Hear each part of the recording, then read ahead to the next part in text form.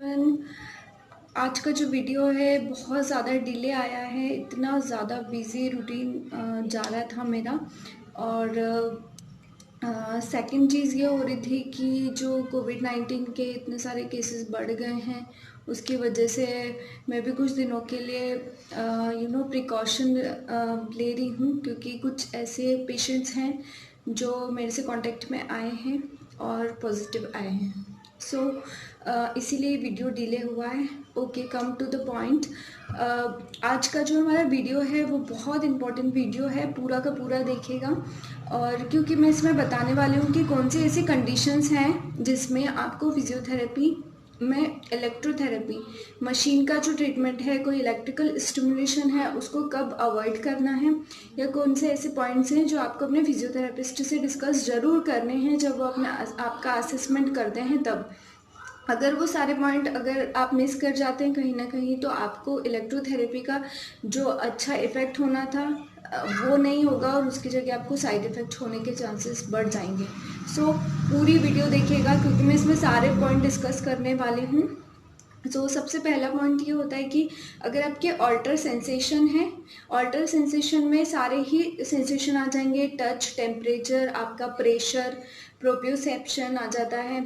सारे वो सेंसेशन आ जाते हैं जिनकी वजह से आप नॉर्मल सब चीज़ को सेंस कर पाते हैं। ठीक है, अगर वो अल्टर है, किसी वजह से आप नहीं कर पा रहे हैं, तो फिर आपको इलेक्ट्रोथेरेपी नहीं लेनी है। सेकेंड है आपका ऑल्टर मेंटल स्टेटस। किसी भी कंडीशन की वजह से कोई न्यूरोलॉजिकल डिसीज़ है या पर्टिकुलर कोई इंजरी है, मान लीजिए हेड इंजरी है या कोई डिजनरेटिव डिसीज़ है लॉन्ग समय से, उसकी वजह से आपका जो मेंटल स्टेटस है वो अबनॉर्मल है या कोई मेंटल डिसऑर्डर है।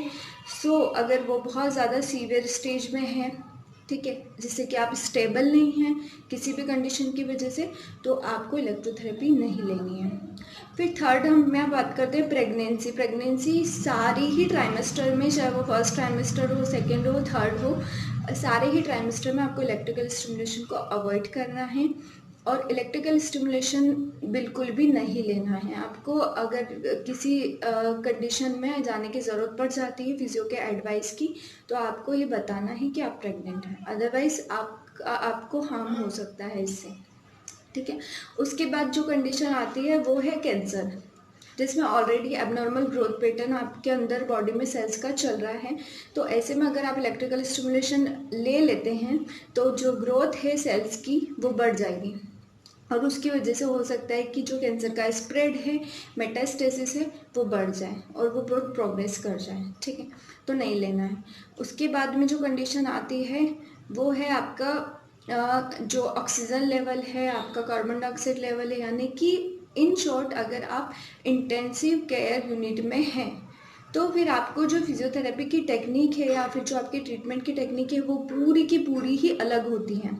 उसमें सारी जो टेक्निक्स है वो अलग यूज़ होती है, बट इलेक्ट्रिकल स्टिमुलेशन नहीं दिया जाता है, बिकॉज आपके जो वाइटल्स हैं आपका वो स्टेबल नहीं है, वो फ्रिक्वेंटली चेंज होते रहते हैं। ठीक है, उसके बाद बर्न या कोई ओपन वुंड जख्म है, तो उसमें आपको इलेक्ट्रिकल स्टिमुलेशन या कोई हीट थेरेपी या कोई और तरह की वैक्स बाथ या कोई भी टेक्निक नहीं आपको अप्लाई होगी।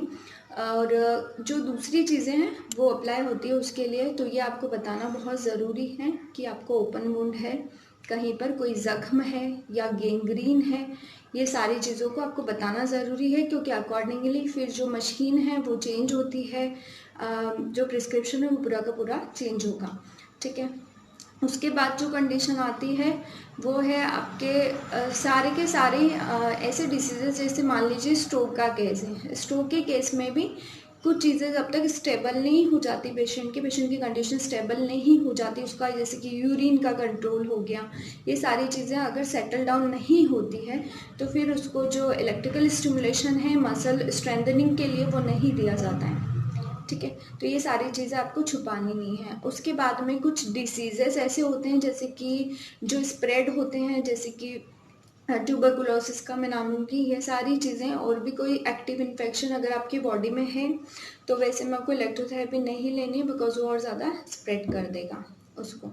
ठीक है, उसके बाद और कोई ऐसी कंडीशन है, वो है मेंस्ट्रुएशन पीरियड अगर चल रहा है तो उसमें आपको बताना है, अपने फिजियो को इन्फॉर्म करना है कि आप मेंस्ट्रुएशन पीरियड में हैं अभी, तो फिर उसके अकॉर्डिंग जो आपका ट्रीटमेंट है वो थोड़ा सा चेंज होता है।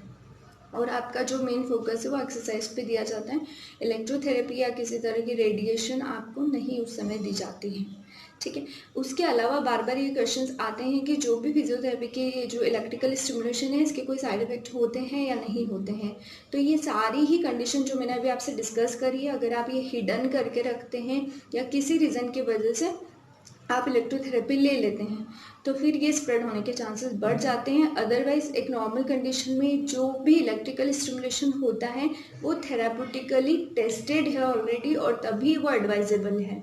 सो उसका कोई साइड इफ़ेक्ट नहीं होता है। वो नॉर्मल आपकी बॉडी की जो नॉर्मल मैकेनिज़्म है उसको इन्हेंस करता है, जो नॉर्मली हमारी बॉडी में हो ही रहा है, ब्लड फ्लो हो रहा है, नर्व कंडक्शन हो रहा है इन सारी चीज़ों को सिर्फ बढ़ाने का काम करता है, ठीक है। सो अगर इस टॉपिक से रिलेटेड कोई क्वेरी है आपको तो आपको मुझे कमेंट सेक्शन में लिखकर बता सकते हैं। और अगर कोई ऐसा टॉपिक है जिस पर आप चाहते हैं कि मैं वीडियो करूं तो आप मुझे बता सकते हैं। Take care.